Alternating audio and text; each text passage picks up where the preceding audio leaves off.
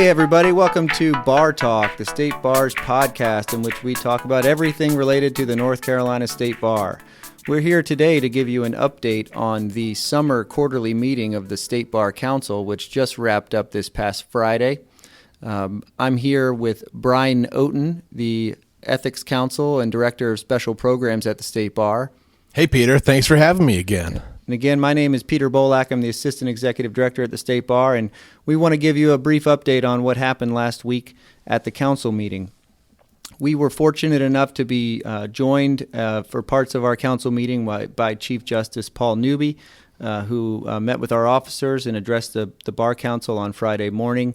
Justice Newby was also at the dinner on Thursday night, in which we were able and lucky enough to be able to present some Distinguished Service Awards. That's right. We had some recipients of the Distinguished Service Award. Now, the Distinguished Service Award, just so everyone knows, that's the John B. McMillan Award. It's the only award the State Bar gives to the lawyers of North Carolina. And there were 4 recipients that received Distinguished Service Awards during the COVID pandemic, and so we weren't able to properly recognize them and present them with the award over the past 18 months. But we had 4 recipients at the meeting, and they all were presented with their awards. These recipients were Bill Powers, Woody Kinnett, Victor Boone, and Ashley Hogwood. They were all presented by the different lawyers, particularly the counselors from their districts. Just a great overview of the ways that they have really contributed to the profession and improved the lives of not just lawyers around them, but their respective communities. Yeah, and it was a great dinner and reception, and highlighted at the end also by the announcement by the nominating committee of the State Bar, which is the last 6 past presidents of the State Bar, announced their nominee to stand for election in October for the next officer position to be the next vice president of the State Bar, and ultimately, hopefully, in a matter of years, the next president, the president of the State Bar. And their announcement was Todd Brown, who's a lawyer at Hunt Andrews and Kurth in Charlotte, and he's the managing partner there. Todd has been a counselor, Charlotte counselor for this is his 9th year, and has chaired numerous committees, including the grievance committee.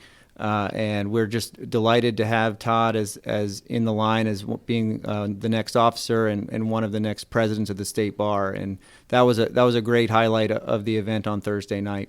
Now, Peter, you are missing one thing, not to take away from the spotlight with Todd, but there was some other big news for the North Carolina State Bar that we announced last week. Do you want to tell everybody about this big news? Yeah, I think perhaps the biggest news of the year. Everybody hold on to your seats, hold on to the steering wheel. The State Bar is now verified on Twitter. Yes, we got that blue check. So huge. You can be confident that a tweet from the State Bar is really from the State Bar.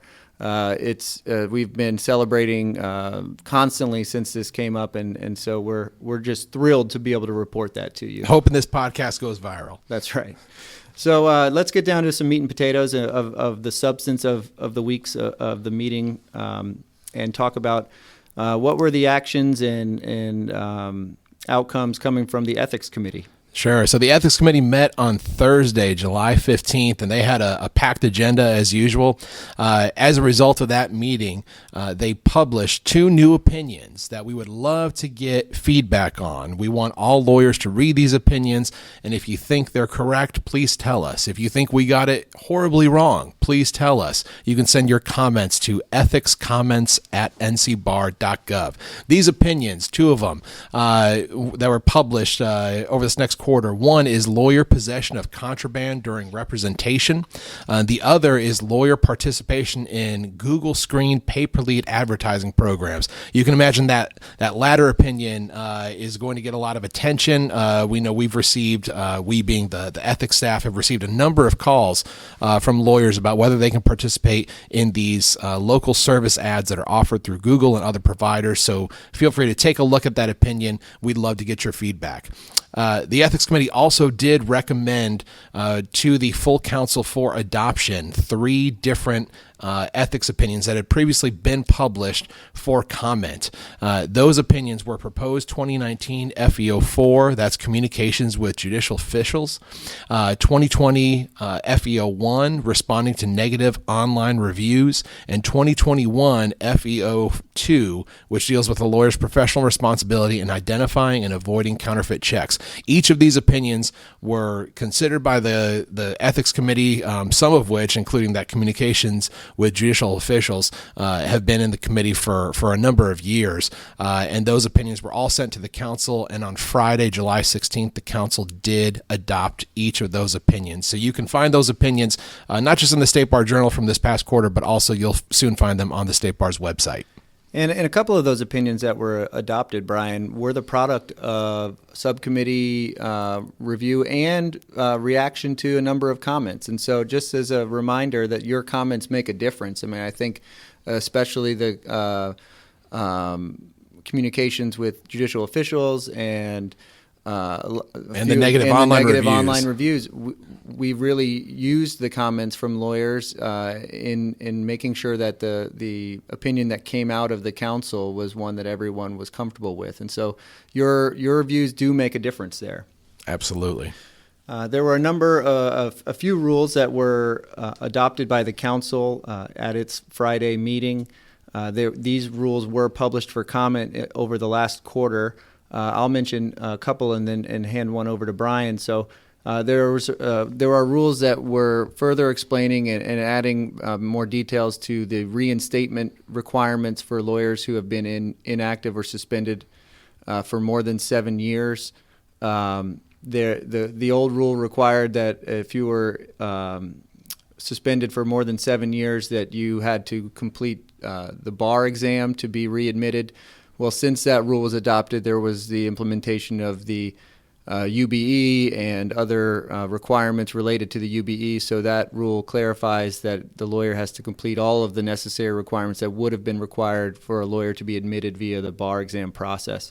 And that was both a disciplinary rule and an administrative rule that covered those aspects. The second rule that was the third rule really that was adopted related to the CLE board, allowing the CLE board to refuse to approve CLE course applications from sponsors who are delinquent in paying the attendance fees. And so that's not necessarily useful to every member of the board, but those were three of the rules that were adopted. I think one of the biggest rules that was adopted by the council that has an actual lawyer impact would be the adoption of the amendments to the preamble to the rules of professional conduct. And Brian, you'll walk us through that. Sure. So this process started last year. The Ethics Committee announced some initiatives to look at a couple of different parts of the rules of professional conduct, including the preamble. And back in July of 2020, the Ethics Committee, the Executive Committee, and ultimately the full council published a proposed amendment to the preamble.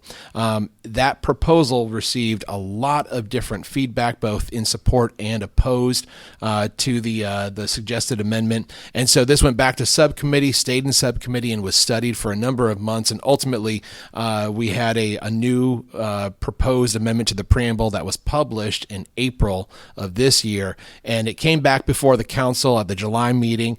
Both the Ethics Committee and the Executive Committees studied this proposed amendment, as well as the comments that we received. And in both of those committees, the recommendation was to send on to the council that proposed amendment for adoption and transmission to the Supreme Court. I think it's important to point out that in both the Ethics and Executive Committees, the vote did not have any opposition when it came through. Once we went to the full council, then once again it was presented to the full council, and a vast majority of the council voted in favor of adopting the proposed amendment to the preamble and transmitting that to the Supreme Court. And this preamble proposal reads as follows: the North Carolina Constitution requires that right and justice shall be administered without favor, denial, or delay. Public confidence in the justice system is strengthened when all participants are treated equally, fairly, honestly, and respectfully within the system. A lawyer, as a representative of and crucial contributor to the justice system, should foster public confidence in the administration of justice by treating all persons the lawyer encounters in a professional capacity equally, courteously, respectfully, and with dignity, regardless of a person's race, sex, national origin, religion, age, disability, sexual orientation, gender identity, marital status, or socioeconomic status. At this point, this proposed amendment to the preamble will be sent on to the Supreme Court for its review and ultimate potential adoption. And Brian, what is the distinction with something being in the preamble versus potentially being one of the rules of the Rules of Professional Conduct? I think it's a great question. The preamble is entirely aspirational. If you look in the preamble, you're going to see a bunch of statements that really try to articulate the different values of the profession, the different goals that lawyers should aspire to. You'll see things like lawyers being encouraged to take on leadership roles in their communities, to provide pro bono service to those that have legal needs and cannot afford to pay for legal services. These aspirations are all met with language about what a lawyer should do, not what a lawyer shall do. The preamble, I think, just by its own nature, as well as historically, has been interpreted entirely as an aspirational statement. It is not something that is enforced. Only the rules of professional conduct are enforced. So I think it's important to note that this statement, again, is an aspirational statement as to what lawyers should aspire to, but is not something that will be enforced against lawyers. There's a lot of events coming up or studies going on that have been going on the last quarter or two, but are going to continue next quarter. One of the big studies that's going on is by the Board of CLE, the Board of Continuing Legal Education. They're really conducting a broad overview of their rules and procedures to see if there's a way to make the whole process more efficient for lawyers and for the staff here at the State Bar. They're going to study everything under the sun related to CLE, including course application process, if there should be fees related to course applications instead of fees related to attendance. They're going to study a reporting period, whether lawyers should have more, it should be a 2 or 3 year reporting period for your CLE requirements, whether you should even be required to file an annual report form as long as our system says that you're compliant. Should there be a requirement that you send in a form that tells us what we already know? And really just we want to make the CLE process better for lawyers. It's been 30 or 40 years since these rules have really undergone a broad review, and so that study is going to continue, hopefully with some recommendations and proposed rule changes by the end of the year. Brian, there's also been a subcommittee of the Issues Committee that has studied all of the various regulatory changes that have been going on across the country and in other countries, and which ones the State Bar might want to give further study to.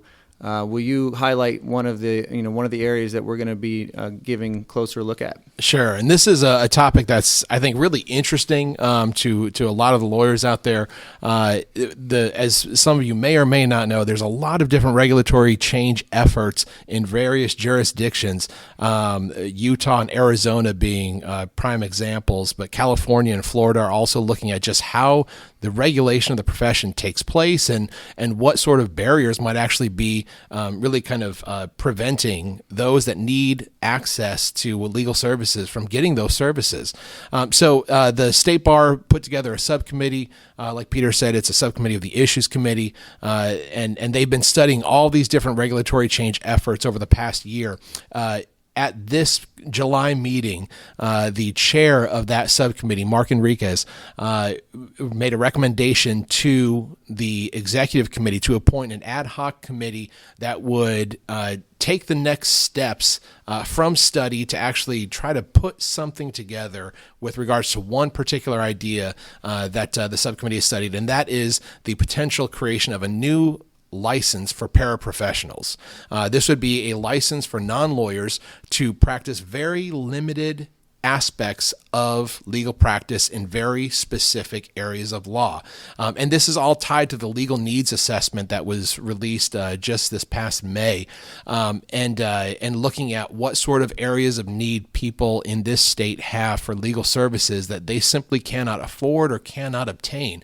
Landlord-tenant being a good example of that. I know there are some aspects of domestic practice, not the entire thing, but some aspects with regards to, say, domestic violence and things of that nature, that the next subcommittee, or the next ad hoc committee, I should say, will take a look at in terms of, can we create a license that actually is feasible for those that need to obtain the license, and that really will empower individuals to provide legal services that currently citizens of this state simply aren't able to obtain. So, for one reason or another. So that's what the ad hoc committee is going to be studying. They're going to start taking some next steps. The executive committee approved that action, and we'll look to see if there's a new committee of the State Bar Council appointed by the October meeting. If you gather nothing from that, you'll know that the State Bar loves committees. The more the merrier. So, all right, we're at our final two items, the ones that I think you've been waiting for. Brian, will you quickly announce the two districts that are going to be subject to random audit in the third quarter? So random audits have been all remote during the shutdown, as everybody can imagine, but they are going to be returning to on-site audits. The State Bar's random auditor, Ann Parkin, will be returning to on-site audits over the next quarter, and those audits will occur in District 26, composed of Mecklenburg County, and District 38, composed of Gaston County. Those are the two districts that will have various lawyers subject to random trust account audits coming up this quarter. And finally, let's end it with some of the grievance statistics. The grievance committee met in person this quarter, which was the first time we've gotten to meet in person since January of 2020. We were happy to be able to have an in-person meeting. And these were the results of the grievance committee. 69 files of the 122 items considered were dismissed. 1 lawyer was referred to the Lawyer Assistance Program. 10 lawyers were referred to the Trust Accounting Compliance Program. 5 lawyers received letters of caution. 5 lawyers received letters of warning. 9 lawyers received admonitions. 5 lawyers received reprimands. 3 lawyers received censures. And 11 lawyers were referred to the Disciplinary Hearing Commission for prosecution, essentially related to potential suspension or disbarment. That was the report of the grievance committee that we heard on Friday morning. Those meetings are confidential to only grievance committee members, and we received the numbers from the grievance chair on Friday morning. We had a very substantive and efficient meeting last week. We were excited to get back in person, and we're excited to continue that with our next meeting of the council that will take place here in Raleigh at the State Bar Building in October, in which we will elect a new vice president and swear in Darren Jordan to be the next president of the State Bar. He's currently the president-elect. We are glad that you guys could join us on this podcast today. Again, if you have any questions about anything at the State Bar, please reach out to me or Brian. Our emails are on the website. If you have comments related to any of the published opinions, please send them to ethicscomments@ncbar.gov. and we will include those with anything that is sent to the council when they consider these opinions next quarter. Thanks again for joining us. We'll see you again on another episode of Bar Talk.